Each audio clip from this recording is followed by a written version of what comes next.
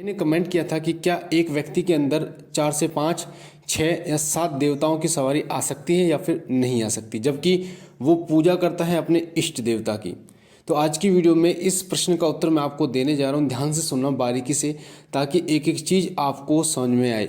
अगर आप भी एक भगत हैं या भक्ताई करते हैं या एक साधक हैं, तो इस प्रश्न का उत्तर आपको पता होना बहुत ज़रूरी है। बारीकी से देखिए, कोई भी व्यक्ति जब अपने इष्ट देव की सेवा करता है तो कुछ और अन्य देव भी वो पूजता है, जो कि सहायक देवता के रूप में उसका साथ देते हैं। ऐसा नहीं है कि वो अपने इष्ट देव की ही उपासना करता है, वो उन देवताओं को भी मानता है। जैसे उदाहरण के लिए, मैं बाबा भोलेनाथ मेरे इष्ट देव हैं और गोगा जी मेरे घर के कुल देवता है, माता शीतला मेरे घर की कुल देवी है। तो माता शीतला और गोगा जी की सवारी तो आ ही सकती है, पर मेरे साथ में मेरे जो सहायक देवता हैं वो माता काली है, गुरु गोरखनाथ जी महाराज है, तो ये मेरे सहायक देवता हैं। तो जो भगत होते हैं वो इनकी सेवा भी करते हैं, पर कंटिन्यू जो सेवा करते हैं, यानी डेली रोजाना जो पूजा करते हैं, सेवा करते हैं, वो करते हैं अपने इष्ट देवता की। मैं अपने बाबा भोलेनाथ की ही सेवा करता हूँ कंटिन्यू। पर जो सहायक देवता हैं, जैसे मैंने माता काली बताया आप और गुरु गोरखनाथ जी महाराज बताए, तो इनकी सेवा मैं महीने में उठाता हूँ। जैसे ज्येष्ठ का महीना आता है इनकी सेवा का, भादों का महीना आता है इनकी सेवा का, तो इनकी सेवा उस समय की जाती है और वो फलदायी भी होती है। तो आपके ऊपर जरूरी नहीं है कि आपके इष्ट देव की ही सवारी आए। कई बार बाबा भोलेनाथ की जब मैं सेवा करता हूँ, माता काली की सवारी आ जाती है। तो बाबा भोलेनाथ की तो नहीं, उनके दूत मुझे प्राप्त हुए हैं, पर माता काली की तो सवारी आती है, माता शीतला मसानी की तो आती है, गुड़गांव वाली की। तो आपके अंदर आपके सहायक देवताओं की भी सवारी आ सकती है। दूसरी बात, ग्रामीण देवता जो होते हैं, जो इस दुनिया में आए और उसके बाद वो पीर बन गए, वीर बन गए, या फिर वो आज पूजते हैं अपने कर्मों के कारण, तो अगर वो आपके कुल देवता हैं या देवी हैं या आप उनको मानते हैं, तो वो भी आपके शरीर में आ जाते हैं। इसमें कोई बड़ी बात नहीं है। अब कैसे आ सकते हैं, तो मैं आपको बता दूं, आत्माएं होती हैं ये, और दिव्य आत्माएं होती हैं जिन्हें शक्तियाँ प्राप्त होती हैं या फिर उच्च शक्तियों का सानिध्य उन्हें प्राप्त होता है। तो ये स्वतंत्र होते हैं, यानी इन्हें कोई रोक नहीं सकता और ये अपनी इच्छा से आ जा सकती हैं। हालांकि वचनों में लेने के बाद ये आपकी इच्छा से आती हैं, पर जब आपकी वचन नहीं लेते तब उसके पहले ही अपनी इच्छा से आपके शरीर में प्रवेश कर पाते हैं। पर ये एक छोड़ के एक देवता ही आ सकता है, ऐसा नहीं कि सभी देवता एक साथ आ जाएं। मान लीजिए माता काली की सवारी आ रही है तो भैरव बाबा की उस समय पर नहीं आएगी। जैसे ही माता काली की सवारी जाएगी तो भैरव बाबा की आएगी। हमारे शरीर के अंदर सप्त चक्र होते हैं और सप्त चक्रों में ही ये सवारियां विराजमान होती हैं। जो भी शक्ति आती है हमारे शरीर में, वो इन सातों चक्रों पे किसी न किसी चक्र पर जरूर बैठती है। अगर वो आपके आज्ञा चक्र पर बैठती है, कोई शक्ति आज्ञा चक्र पर बैठती है, तो देखा होगा जब आज्ञा चक्र पर बैठना, हमारे माथे पर आज्ञा चक्र होता है, तो उसके कारण हमारा सिर हिलता है, बहुत जोर से गर्दन हिलती है, तो वो हमारे आज्ञा चक्र पर ही के कारण होता है। क्योंकि जब वो शक्ति आज्ञा चक्र पर बैठती है तो आज्ञा चक्र में ऊर्जा का प्रवाह होना शुरू हो जाता है और वो बहुत तेजी से प्रवाह होता है, जिसके कारण हमारी गर्दन जो है वो घूमती है और दर्द भी नहीं होता। एक आम व्यक्ति इतनी तेज गर्दन नहीं हिला पाता क्योंकि आज्ञा चक्र पर बैठती है।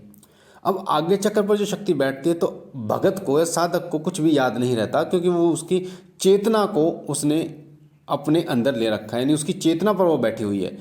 उसके विपरीत अगर वो मूलाधार चक्र पर बैठती है, जो कि मूलाधार चक्र जो होता है वो हमारे नाभि में होता है, नाभि के पास होता है, उस पर वो बैठती है, तो वहाँ पर आपको भार महसूस होता है। और वहाँ पर जब वो बैठते हैं तो आपकी चेतना खुली होती है, यानी जब सवारी आती है तो आपको पता होता है कि क्या हो रहा है क्या नहीं हो रहा।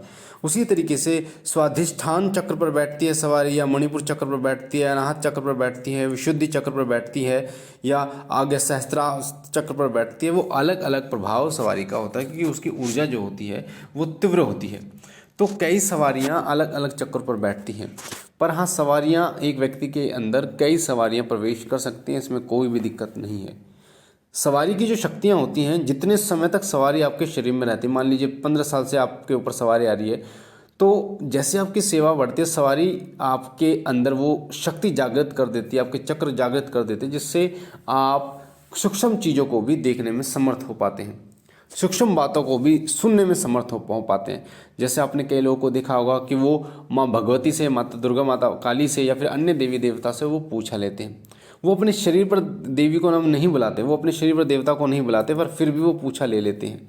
कैसे लेते हैं? वो जब ध्यान में बैठे रहते हैं, तो वो बात करते रहते हैं और देवी जो है वो उनके कानों में आवाज़ लगाती रहती है। तो वो कब होता है? जब आपके अंदर सवारी को कई साल हो जाते हैं और उसकी ऊर्जा जो है वो आपके चक्रों को जागृत कर देती है। उसी तरीके से कई ऐसे भी भगत होते हैं, साधक होते हैं, जिन्हें सूक्ष्म चीज़ें दिखाई देती हैं कि कोई जो भूत प्रेत है वो सामने वाले व्यक्ति के शरीर के किस भाग पर बैठा हुआ है, किस भाग पर उसने घाव किया हुआ है, किस भाग पर वो ज़्यादा दिक्कत देता है, और वो कैसा दिखता है, क्या उसका रंग रूप है, और कहाँ कैसे मरा है। यानी ये सारी चीज़ें वो देख पाता है। किससे देख पाता है? वो अपनी सूक्ष्म दृष्टि से देख पाता है, सूक्ष्म जगत को देख पाता है। क्योंकि सवारी जब किसी व्यक्ति को आती है तो वो शक्ति आपके चक्रों को जागृत कर देती है। एक तो सवारी के द्वारा चक्र जागृत होते हैं, एक मंत्र जाप के कारण चक्र जागृत होते हैं। जब आप निरंतर मंत्र जाप करते हैं तो मंत्र जाप करने के बाद भी वो शक्ति आपके शरीर में विराजमान हो जाती है, आपके शरीर में आ जाती है। हालांकि वो सवारी के रूप में नहीं आती, पर कहीं ना कहीं वो ऊर्जा आपके शरीर में होती है। इसका उदाहरण ये है कि जब भी वो साधक कहीं जाता है तो नकारात्मक शक्तियाँ वहाँ से पलायन कर जाती हैं, यानी नकारात्मक शक्तियाँ वहाँ से निकल जाती हैं, क्योंकि उसके शरीर में वो सकारात्मक ऊर्जा होती है। और उस भगत को जब वो कहीं जाता है, अगर उसको नकारात्मक शक्ति कहीं पर है तो उसका आभास उसको पहले ही हो जाता है, चाहे उसके ऊपर सवारी आ रही हो चाहे वो नहीं आ रही हो, क्योंकि ये उस शक्ति का, उस ऊर्जा का ही प्रभाव होता है जिनका मंत्र जाप आपने किया है। तो ऐसा नहीं है कि सवारी जिनको नहीं आती वो मंत्र जाप करने के बाद उनको कुछ प्राप्त नहीं होगा। मंत्र जाप करने के बाद भी अद्भुत शक्तियाँ उनको प्राप्त होती हैं।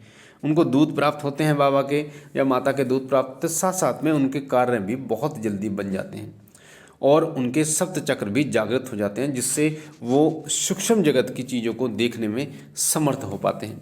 पर ये शक्तियाँ जो होती हैं चुनाव अपने भगत का स्वयं करती हैं। अगर आप ये सोचो, कई लोग ऐसे हैं जो भक्त बनने की चाह में सालों साल लगे रहते हैं पर वो नहीं बन पाते, और कई जो शक्तियाँ हैं वो 2 महीने में किसी को भगत बना देती हैं, गुरु धारण करवा देती हैं। तो शक्तियाँ जो हैं वो आपका चयन करती हैं, ना कि आप अपना चयन करते हैं। तो शक्तियों के ऊपर निर्भर होता है। कई लोग कहते हैं जी इस साधना से सवारी आएगी या आएगी, तो देखिए ये गारंटी नहीं होता। ना कि देवता आपका या फिर मेरा गुलाम है, आपकी श्रद्धा ही आपके देवता की सवारी आपके ऊपर लाती है। आपके अंदर कितनी श्रद्धा है, कितने नियमों का पालन आपने करके उस सवारी की सेवा की है, कितना आपने व्रत धारण किए हैं, अन्न जो है जल है वो आपने त्यागा है, ये सभी चीज़ों को देखा जाता है। कितना आपने मंत्र जाप किया है, कितना ध्यान लगाया है, जिसके माध्यम से ही शक्ति जो है वो आपको पर्चा देती है। तो जो लोग सवारी प्राप्त करते हैं, जिनके ऊपर सवारी आती है, तो वो कड़े नियमों का पालन करते हैं। कभी भी ऐसा नहीं है कि ऐसे ही उनके ऊपर सवारी आ जाती है।